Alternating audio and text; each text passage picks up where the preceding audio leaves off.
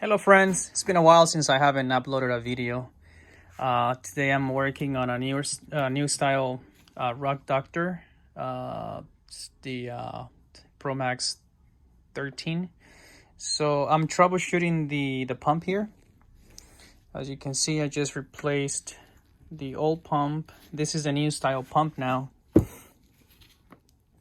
So there you have the direction of the pump going this way. So this is the clean water line, and then it goes outside to your two sprayers, which is this one. So it comes in, it goes out. Okay, but right now I'm just testing the new pump. You have a diode here. This is your diode. You want to have that one connected to the terminal, and then the other one just goes to the other wire.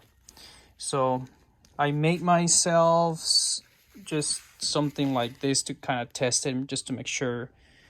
So that's the way to test if the pump is bad. You can always have a bottle of water and then just disconnect your line, and I'm just gonna test it right now so you can see that it'll work.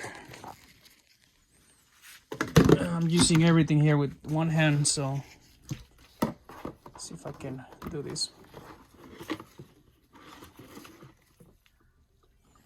So I'm gonna turn the pump.